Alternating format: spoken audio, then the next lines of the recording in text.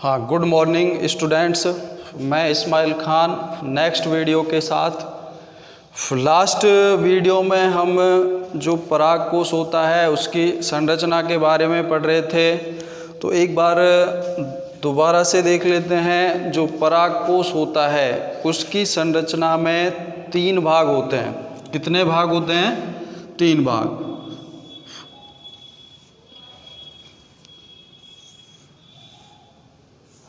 ये इस तरह से परागकोश की संरचना होती है, ठीक है। ये वाला भाग है परागकोश, ठीक। ये वाला भाग है संयोजी, और ये वाला भाग बताया गया था आपको पुतंतु, ठीक है। तो जो नर जननांग होता है पुष्प का पुमंग, वो किन से मिलकर बना होता है? पुंकेसरों से, पुंकेसरों से, ठीक है। पुंकेसर मिलकर क्या बनाते हैं? पुमंग। और जो पुष्प का क्या होता है? नर जननांग। क्या होता है? पुष्प का नर जननांग, ठीक है। तो अपन बात कर रहे थे परागकोश की संरचना के बारे में। तो इसमें से जो ये पुष्प का नर जननांग है पुमंग, इसमें से जो परागकोश की संरचना है वो ये है, ठीक है। तो जो परागकोश होता है मुख्य रूप से द्विपालीवत होता है।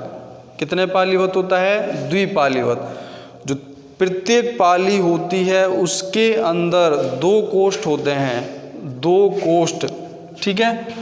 एक पाली में कितने कोष्ठ होते हैं? 2 कोष्ठ, 2 कोष्ठ, ठीक है। अब द्विपालीवत होगा तो उसमें कितने कोष्ठ होंगे? 4 कोष्ठ होंगे। कितने कोष्ठ होंगे? 4 कोष्ठ होंगे, ठीक है। तो जिन पादपों में परागकोश एक पालीवत होगा उनके अंदर तो जो कोष्ठ होंगे कितने होंगे? 2 कोष्ठ होंगे। और जिन पादपों में परागकोश द्विपालीवत होगा उसके अंदर जो कोष्ठ होंगे कितने होंगे? 4 कोष्ठ होंगे, ठीक है। आगे बढ़ते हैं। तो जो परागकोश की संरचना होती है इसका अपन काट देखें। इसकी जो आंतरिक संरचना है, अनुप्रस्थ काट है, उसके बारे में जानकारी प्राप्त करें। तो उसके अंदर जो परागकोश होता है उसमें जो मुख्य भाग होते हैं 2 भाग होते हैं। कितने भाग होते हैं? 2 भाग होते हैं, ठीक है। एक भाग तो होता है प्राथमिक भित्तीय कोशिकाएं और दूसरा भाग होता है प्राथमिक बीजाणुजन कोशिकाएं, ठीक है। तो जो परागकोश होता है इसकी जो प्रारंभिक अवस्था होती है परिवर्धन की अवस्था, परिवर्धन अवस्था, ठीक है। इसकी जो विकासशील अवस्था होती है, जब इसका विकास होता है तो उस स्थिति में इसके अंदर कुछ कोशिकाएं होती हैं अविभेदित, अविभेदित कोशिकाएं, ठीक है। कैसी कोशिकाएं होती हैं? अविभेदित कोशिकाएं। समान प्रकार की कोशिकाएं होती है, उनको विभेदित नहीं किया जा सकता, उनको अलग अलग प्रकारों में नहीं बांटा जा सकता, ठीक है। इन कोशिकाओं को बोलते हैं प्रपशु कोशिकाएं, प्रपशु कोशिकाएं, ठीक है। आपसे कोई क्वेश्चन करे प्रपशु कोशिकाएं क्या होती हैं, तो जो परागकोश होता है उसकी जो प्रारंभिक अवस्था होती है, जब उसका परिवर्धन हो रहा होता है तो उसके अंदर कुछ अविभेदित कोशिकाएं उपस्थित होती हैं। उन कोशिकाओं को ही क्या बोलते हैं? प्रपशु कोशिकाएं, ठीक है। जो प्रपशु कोशिकाएं होती हैं इनके अंदर आगे चल के विभाजन होता है, परिणत विभाजन, ठीक है। प्रपशु कोशिका, प्रपशु कोशिका, ठीक है। इसके अंदर विभाजन होगा परिणत विभाजन, परिणत विभाजन, ठीक है। इस विभाजन के बाद इन कोशिकाओं में से 2 कोशिकाएं बनती हैं। कितनी कोशिकाएं? 2 कोशिकाएं। एक तो बनती है प्राथमिक भित्तीय कोशिका, ठीक है। दूसरी कोशिका कौन सी बनेगी? प्राथमिक बीजाणुजन कोशिका, ठीक है। जो प्रपशु कोशिका होगी उसके अंदर विभाजन होगा परिणत विभाजन, और इस परिणत विभाजन के फलस्वरूप इससे दो प्रकार की कोशिकाएं बनती हैं। एक तो प्राथमिक भित्तीय कोशिका और दूसरी होती है प्राथमिक बीजाणुजन कोशिका, ठीक है। प्राथमिक भित्तीय कोशिका आगे चल के जो पराग कोश की भित्ति होती है उसका विकास करती है। तो इसके द्वारा तो किसका निर्माण होगा? पराग भित्ति का निर्माण होगा, ठीक है। इसके द्वारा बीजाणुजन कोशिकाओं का, बीजाणुजन कोशिकाओं का निर्माण होगा, ठीक है। जो पराग भित्ति है, पराग भित्ति का विकास तो कौन सी कोशिका से? प्राथमिक भित्तीय कोशिका से, ठीक है। बीजाणुजन कोशिका है, इसका विकास कौन सी कोशिका से? प्राथमिक बीजाणुजन कोशिका से, ठीक है। आगे बात करते हैं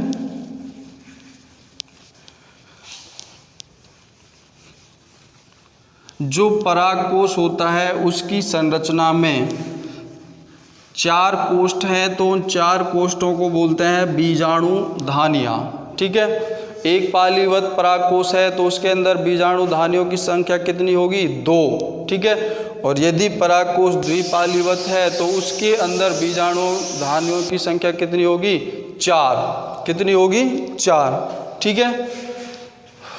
तो आगे चलते हैं। जो प्रपशु कोशिका उसके अंदर परिणत विभाजन हुआ, परिणत विभाजन के फलस्वरूप 2 प्रकार की कोशिकाएं, प्राथमिक भित्तीय कोशिका और प्राथमिक बीजाणुजन कोशिका, ठीक है। उनके फलस्वरूप कौन सी कोशिकाएं बनी आगे चल के? 2 प्रकार की कोशिकाएं। एक तो पराग भित्ति, पराग भित्ति, ठीक है। दूसरी बीजाणुजन कोशिका, बीजाणुजन कोशिका, ठीक है। अब बात करते हैं पराग भित्ति की, ठीक है। पराग भित्ति क्या होती है, कितने भागों में बटी हुई होती है, ठीक है। उन भागों के क्या क्या कार्य होते हैं, तो आपको लास्ट वीडियो में चित्र भी बनाया था, उसके द्वारा समझाया गया था, ठीक है। तो दोबारा से एक बार चित्र बना लेते हैं।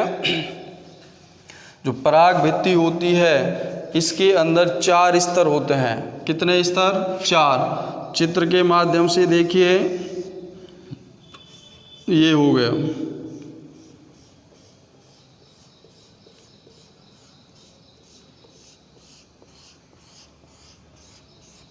ठीक है। इसके बाद में एक स्तर और होगा इस तरह से,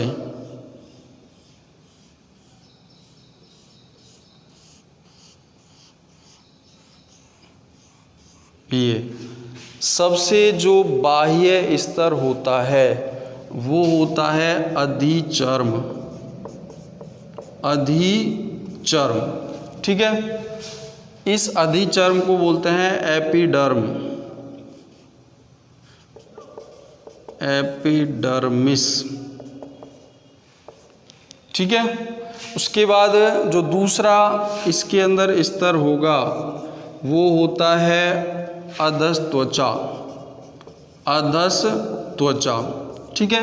इसको बोलते हैं हाइपोडर्मिस, हाइपोडर्मिस, ठीक है। इसके बाद 3 कोशिकाओं का स्तर होगा, 1 से 3 स्तरीय कोशिकाओं का भाग होगा, उसको बोलते हैं मध्य स्तर। इस तरह से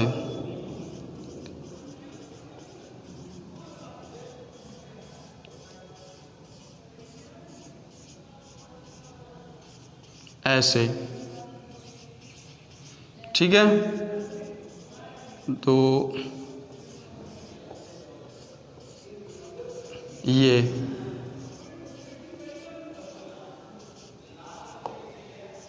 एक स्तर और बना दीजिएगा।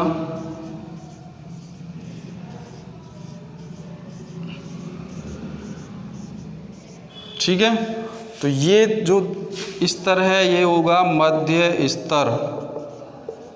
मध्य स्तर इसको बोलते हैं मिडिल लेयर।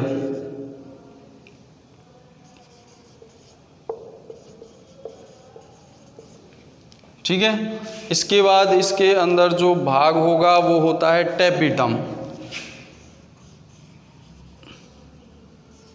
ऐसे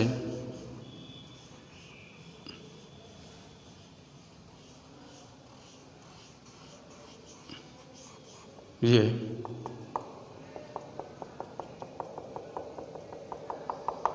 ठीक है, ये वाला भाग कौन सा हो गया? टेपिटम। ठीक है, जिसको बोलते हैं पोषूतक। पोषूतक, पोषूतक क्यों बोलते हैं? क्योंकि ये पराग कणों को पोषण प्रदान करने का कार्य करता है। ठीक है, इसके बाद में इसमें जो लास्ट में एक और भाग होता है, सबसे आंतरिक भाग, इसको बोलते हैं बीजाणु ऊतक। बीजाणुजन ऊतक।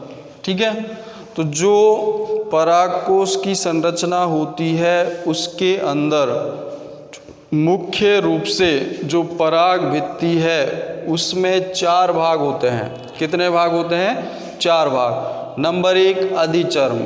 अधिचर्म को क्या बोलते हैं? एपिडर्मिस। नंबर 2 अधस्त्वचा। अधस्त्वचा क्या बोलते हैं? हाइपोडर्मिस।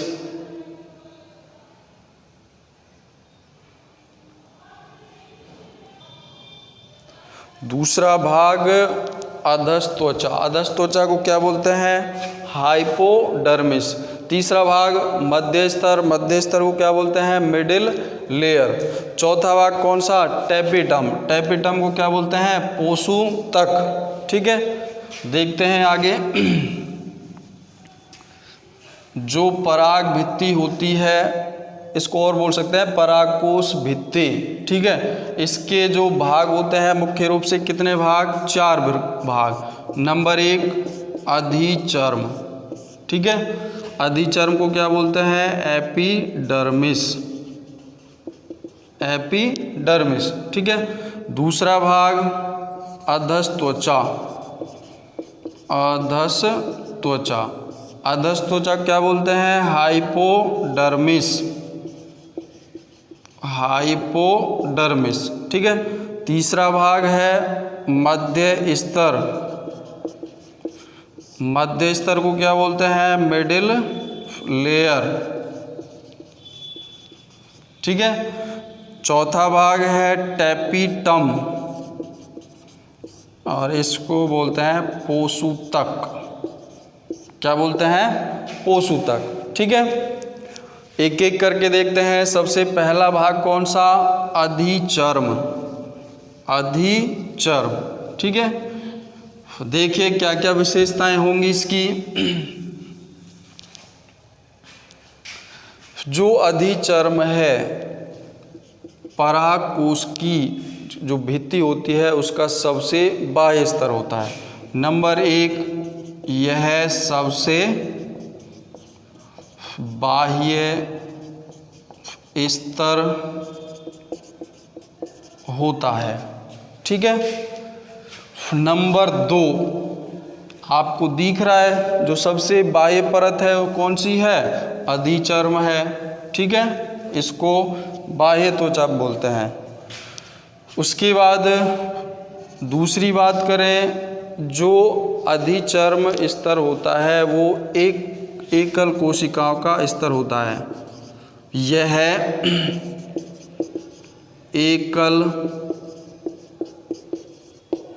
कोशिकाओं का स्तर होता है।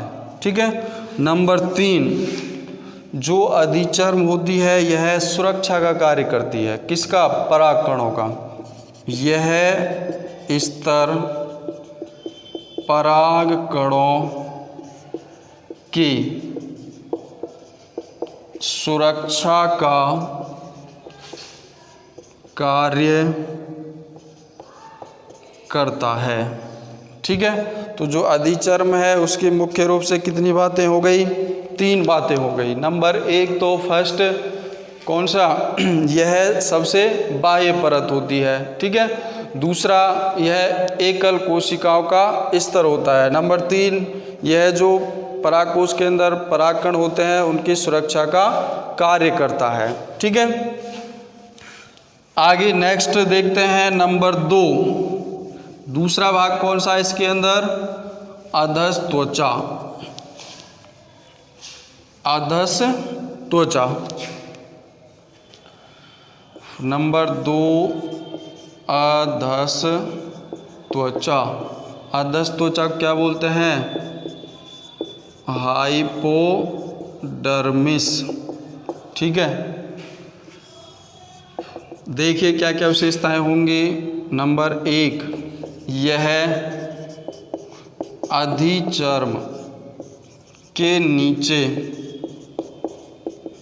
स्थित स्तर होता है। ठीक है, ये वाला।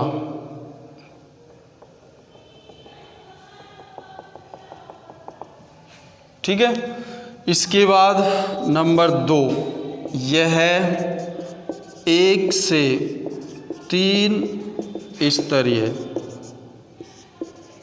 कोशिकाओं का भाग होता है। ठीक है, कितने स्तर हो सकते हैं कोशिकाओं के? 3। 1 से 3 स्तर हो सकते हैं। नंबर 3 इसमें अल्फा सेलुलोस की पट्टियाँ पाई जाती हैं। ठीक है, कैसे पाई जाती हैं? देखिए, फर्स्ट स्तर अधिचर्म, उसके बाद का दूसरा स्तर बना रहा हूँ मैं ये। ठीक है, तो ये जो स्तर बनाया मैंने अधस त्वचा का बनाया, इसके अंदर इस तरह से अल्फा सेलुलोस का जमाव होता है ऐसे। ठीक है, तो इसको क्या बोलते हैं? Alpha cellulose. ऐसे इनमें अल्फा सेलुलोस। ठीक है, ये इस तरह से। तो किसकी पट्टियाँ पाई जाएंगी? अल्फा सेलुलोस की पट्टियाँ पाई जाती हैं। ठीक है, ये पट्टियाँ आर्द्रता ग्राही होती हैं। कैसी होती हैं? आर्द्रता ग्राही। अच्छा, 1 मिनट। जो अधस त्वचा है यह 1 स्तरीय भाग ही होता है। ठीक है, 3 स्तरीय नहीं होता है, सॉरी, यह 1 स्तरीय भाग होता है। ठीक है, जो तीसरा भाग है मध्य स्तर, वो होता है 1 से 3 परतों का। ठीक है, तो अधिचर्म के नीचे स्थित हो गया, यह 1 स्तरीय कोशिकाओं का भाग होता है। तीसरा यह है अल्फा सेलुलोस की, इसमें अल्फा सेलुलोस की पट्टियाँ पाई जाती हैं। ये पट्टियाँ कैसी होती हैं? आर्द्रता ग्राही, वायुमंडल से आर्द्रता को ग्रहण करने का कार्य करती है। अब इनका कार्य क्या होता है? ये जो पट्टियाँ होती हैं ये परागकोश के प्रस्फुटन में सहायक होती हैं। इसका मतलब क्या है? जब परागकोश परिपक्व अवस्था में हो जाता है या बीजाणुधानी है वो परिपक्व अवस्था में आ जाती है, तो उस स्थिति में क्या होता है? जो अल्फा सेलुलोज की पट्टियां हैं कैसी हैं, आर्द्रता गिराई है, ठीक है। तो उसके अंदर आर्द्रता का क्या होता है, अभाव हो जाता है, नमी का अभाव, ठीक है। किसके अंदर, जो अल्फा सेलुलोज की पट्टियां हैं। तो उससे क्या होता है, ये जो पट्टियां हैं, ये कोशिकाएं हैं, ये अंदर की ओर खिंचाव उत्पन्न करती हैं, ठीक है। जैसे ये यहाँ पर है ये, तो ये अंदर की ओर खिंचाव उत्पन्न करेंगी ऐसे ऐसे, ठीक है। अंदर की ओर बल लगेगा इनमें ऐसे, ठीक है। अब अंदर की ओर बल लगेगा तो ये जो बाहरी भाग है ये अधिचर्म है, ठीक है, इस पे प्रभाव पड़ेगा, इसमें खिंचाव बल उत्पन्न होगा, ठीक है। खिंचाव होगा तो ये क्या हो जाएगी, अधिचर्म फट जाएगी, क्या हो जाएगी, फट जाएगी ये जगह जगह से, ठीक है। तो उसी स्थिति को ही बोलते हैं प्रस्फुटन, क्या बोलते हैं, प्रस्फुटन। अब ये अधिचर्म फट जाएगी तो इसके अंदर जो परागकण हैं वो बाहर निकल आएंगे, जो नर युग्मक परागकण हैं वो क्या हो जाएंगे, इसमें से बाहर निकल आएंगे और उनका क्या हो जाएगा, प्रकीर्णन हो जाएगा आगे चल के, ठीक है। इसके बाद में जो तीसरा भाग था मध्य स्तर,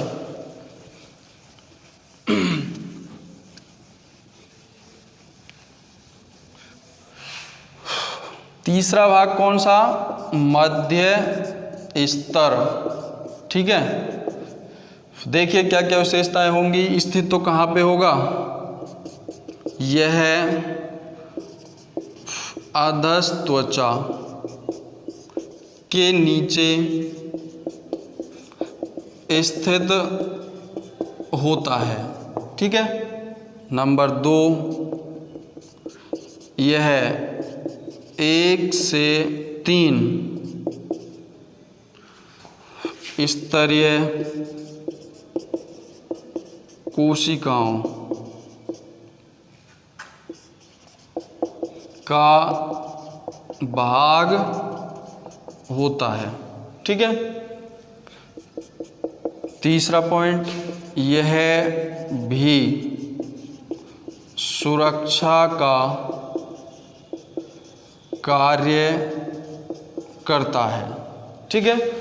3 बातें हो गई मध्य स्तर के बारे में, मिडिल लेयर के बारे में। नंबर 1 कहाँ स्थित होता है, अधस्त्वचा के नीचे, हाइपोडर्मिस के नीचे। दूसरा कितने स्तरीय होता है, 1 से 3 स्तरीय होता है। कार्य क्या होता है, सुरक्षा का कार्य होता है, ठीक है। आगे नेक्स्ट भाग देखिए, नंबर 4 टैपिटम।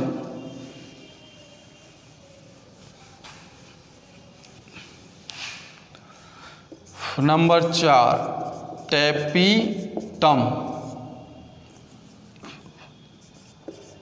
टैपिटम, ठीक है। इसको बोलते हैं पोषूतक, पोषूतक, ठीक है।